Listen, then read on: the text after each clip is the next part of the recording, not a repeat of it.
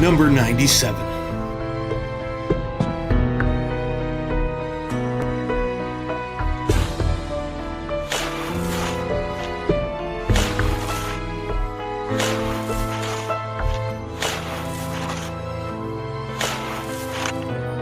Runaway, A Twist of Fate. This game exemplifies the reason I took on this massive task in the first place. There are wonderful adventure games and even entire series that I didn't know anything about, and Runaway is a perfect example. I'd never played any of the Runaway games, and this is the third and apparently final game in the series. While I usually don't like playing games out of order, I would have liked holding up the pants list while I played the first two even less. So I dove right into the third game without any knowledge of the previous two whatsoever, and I fully expected to be blindsided with plot confusion and references I wouldn't get. But that never happened. The story takes place out of chronological order, starting off in medias res, so even players of the first two games wouldn't really know what's going on. Though oddly, the game waits until the 5th chapter out of 6 to recap any events of the first two games at all.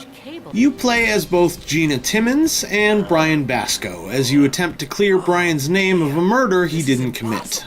Brian's a Hollywood-style nerd in that we're told he's a dorky guy and he occasionally makes nerdy references, but he still looks way too handsome and in shape.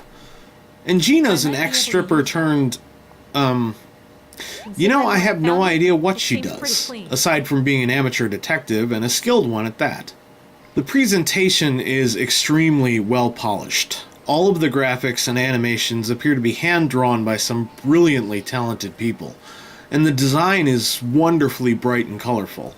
They actually managed to make a graveyard seem kinda cheery. This is a very pretty 2D game that occasionally ventures into 3D in cutscenes, but the art style is so consistent between the two that jumping between them isn't jarring at all. What is jarring is the nature of some of the events of Runaway: A Twist of Fate contrasted with the game's style. Not to spoil anything, but when a light, comedic, colorful game like this has someone decapitated, I was thrown for a bit. Granted, they don't show parts, brains, or even really any blood, but the fact that it happened at all was surprising. The writing is okay, the story's a hair convoluted, but I never really felt lost at all. And most of the characters are likable, even if some of them are blatant caricatures. And while the writing is occasionally funny, a lot of the jokes fell flat. The controls are perfect for a game like this. Just find an object to click on and right-click to switch between the function you want, usually look and get, and then left-click to do that. The F2 key shows all available hotspots on any given screen. The Tab key opens your inventory, and there's an in-game hint system to help when you get stuck. The puzzles were mostly solid, no alien logic to fight with for the most part, though a couple of times I was stuck solely because the solution I needed never would have occurred to me. But what disappointed me the most is that this game consists entirely of inventory puzzles.